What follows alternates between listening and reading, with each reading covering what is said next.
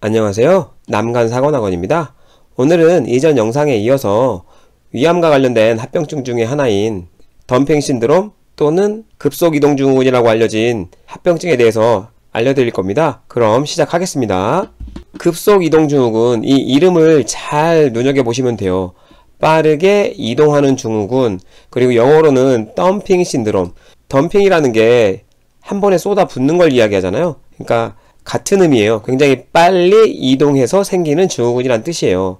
정의를 보면 위절제술로 음식물과 위액이 잘 섞이지 않은 채 고농도의 당질의 음식물이 곧바로 소장을 지남으로써 발생하는 소화기 증후군. 이걸 요약해보면 위절제술 때문에 고농도의 음식물들이 곧바로 소장, 이 소장을 통과함으로써 오는 증후군이라는 뜻이에요. 크게 조기 급속이동증후군과 후기 급속이동증후군, 이렇게 두 가지로 나눌 수 있다는 거죠. 그러면 그 중 하나인 조기 급속이동증후군부터 살펴볼 거예요. 조기 급속이동증후군은 식후 20-30분 후에 발생하고 약 30분에서 40분 정도 지속이 된다고 합니다. 그럼 이 조기 급속이동증후군은 왜 오는지 살펴보면 음식물이 위로 유입되고 위에서 잘게 부서진 음식물을 소량씩 소장으로 내려보내야 하는데, 이 기능을 누가 하냐? 유문부가 한다는 거죠. 유문부. 해부학적 지식이 있으시면 이제 유문부가 뭔지 아실 거예요. 여기 위와 십이지장이 만나는 이 부위가 유문부예요. 여기에 괄약근이 있어서 음식물을 조금씩 내려보내는 거죠. 결론적으로는 위 수술 때문에 이 유문부가 사라져서 음식물이 순식간에 소장으로 내려가면서 이 조기 급속이동증후군이 발생한다는 거죠. 그림으로 살펴보면 12지장과 남은 이 부분을 바로 연결한 거예요. 역시나 유문부가 없죠. 여기도 역시 유문부가 없어요.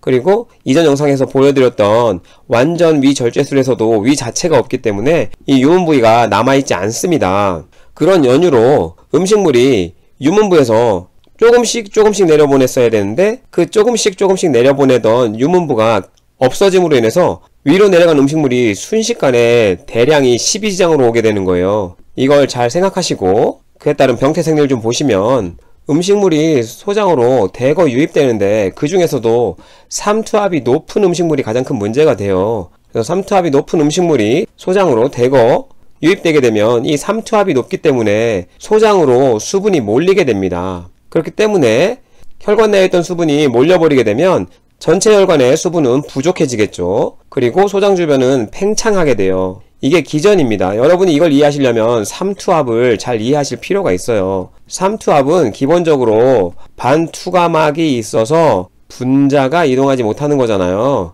간단하게 말씀드리면 이런 반투가막이 있는데, 여기 소금이 더 농도가 높고 여기가 낮은 경우에 이 두 개의 농도를 맞춰줘야 돼요. 보통 확산이라는 기전에서는 높은 쪽의 소금이 낮은 쪽으로 확산됐으면 됐어요. 근데 이 반투가막 때문에 확산될 수가 없어요. 왜냐면 이 반투가막은 액체 성분을 이동시킬 수 있기 때문에 이 농도를 맞추려면 낮은 곳에서 물을 이쪽으로 보내면 상대적으로 여기에 농도가 낮아지면서 농도가 맞춰지는 거예요. 그러니까 수분이 이동될 수 있는 기전이 삼투압이에요. 그리고 삼투압이 높은 음식물은 가장 대표적으로 탄수화물이에요. 왜냐하면 당이 올라가잖아요. 네, 이게 흡수되게 되면 당이 올라가기 때문에 당이 올라가면서 삼투압이 올라가게 됩니다. 이걸 잘 이해하시면 돼요. 다시 한번 그림에서 설명드리면 위에서 소장으로 대량의 음식물이 빨리 넘어가요. 특히나 탄수화물. 이렇게 넘어가게 되면 여기에 삼투압이 상승한다고요.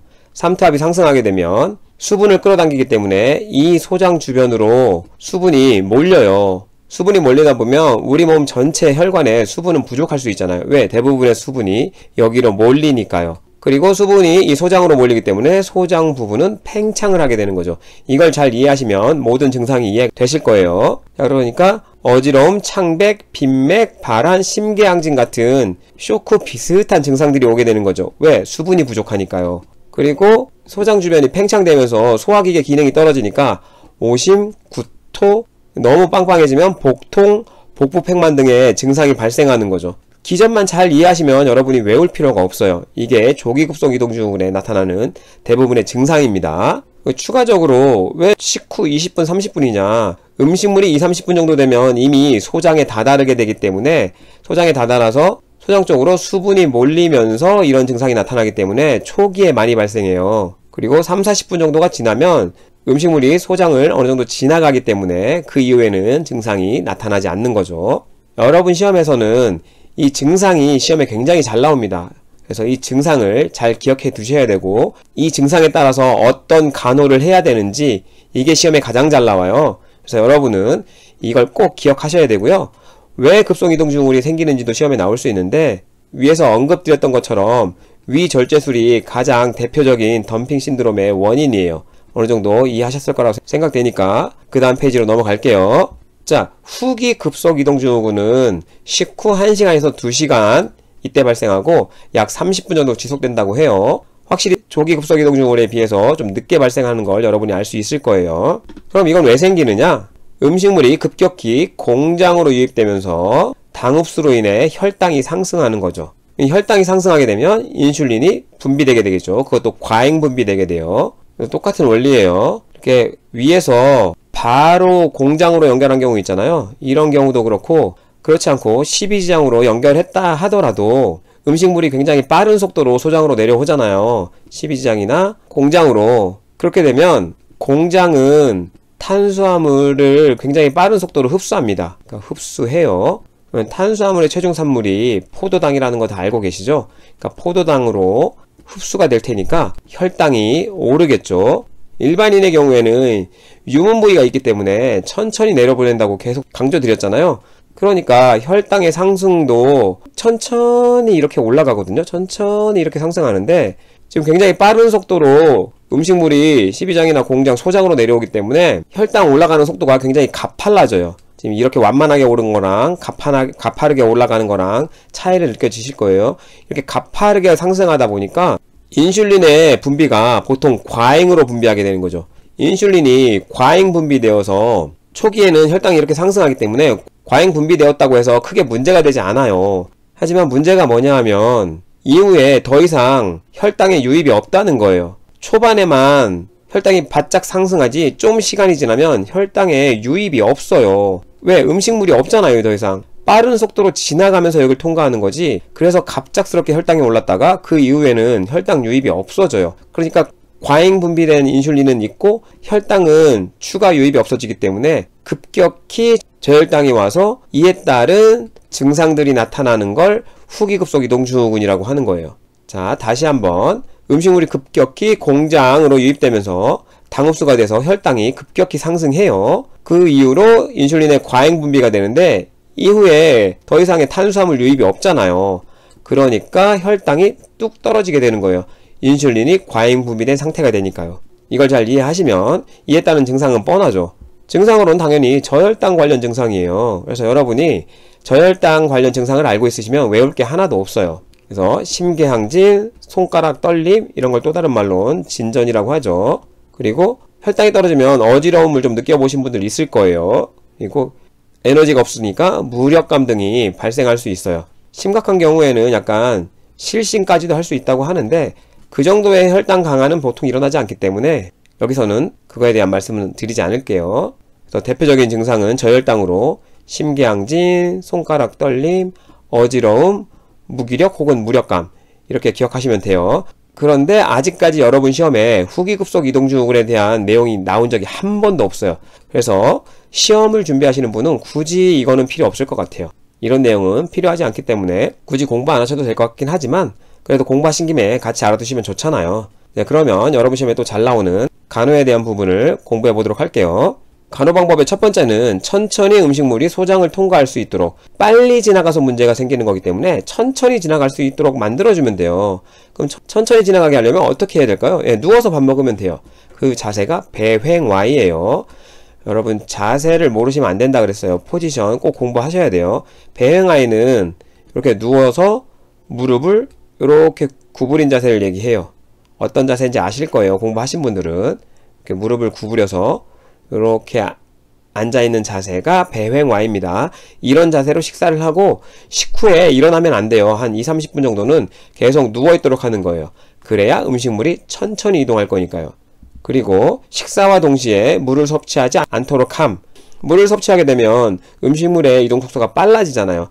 그러니까 물을 섭취하지 않도록 하고 국물 있는 음식도 안 먹는 게 좋겠죠. 또 하나, 탄수화물이 혈당을 올리기 때문에, 그리고 삼투압이 올라가서 물을 끌어당긴다고 했잖아요. 그러니까 탄수화물 먹는 건 좋지 않아요. 그래서 저탄수화물식이 시험에 굉장히 잘 나와요. 고지방식이, 지방은 장내에 좀 오래 머무르는 음식이거든요. 그러니까 고지방식이는 도움이 될 수 있어요. 그리고 고단백식이, 저탄수화물로 열량이 떨어지다 보니까 나머지 두 개로 어느 정도 보충을 해줘야 되겠죠. 그래서 고지방, 고단백식을 하게 되고, 소량씩 음식 섭취하는 게 당연히 좋아요. 왜냐하면 저탄수화물식을 하더라도 많이 먹게 되면 탄수화물 때문에 물을 끌어당기고 혈당이 급상승할 수 있기 때문에 당연히 소량씩 자주 먹어주는 게 급속이동증후군에는 도움이 될 거예요. 자, 오늘 제가 강조드린 부분 있잖아요. 여러분 시험에 잘 나오는 거는 급속이동증후군이 왜 발생하느냐, 위절제술이나 이런 원인 때문에 음식물이 굉장히 빨리 이동하면서 생긴다. 그래서 이름도 급속이동증후군이다. 그리고 조기와 후기 급속이동증후군이 있는데, 여러분 시험에는 후기는 나온 적이 없기 때문에 조기 급속이동증후군만 좀 집중적으로 보시면 좋다 알려드렸고요. 그래서 어떤 증상이 생기느냐? 네, 쇼크와 비슷한 증상이 생긴다. 그에 따른 간호는 어떻게 되느냐? 음식물이 빨리 소장으로 이동하면서 문제가 생기기 때문에 천천히 음식물이 이동할 수 있도록 하는 게 가장 주된 간호다. 그래서 누워서 밥을 먹는데 그 자세가 배행와이이고, 식후 20-30분 정도는 누워있는 게 좋다. 그리고 물 같은 걸 섭취하는 경우에도 음식물의 이동 속도가 빨라질 수 있기 때문에 그런 건 제한하자. 그리고 탄수화물 자체가 삼투압을 상승시켜서 물을 끌어당길 수 있으니까, 그리고 혈당의 급격한 상승을 발생시킬 수 있기 때문에 탄수화물 제한하는 저탄수화물식이, 그리고 지방은 장내에서 좀 느리게 이동하기 때문에 도움이 될 수 있겠다. 그리고 저탄수화물 시기에 부족한 걸 고지방 고단백으로 좀 메꿔줄 수 있겠다. 이렇게 기억하시면 그리 어려운 부분은 아닌 것 같아요. 오늘 제가 준비한 영상은 여기까지고요. 시청해주셔서 감사합니다.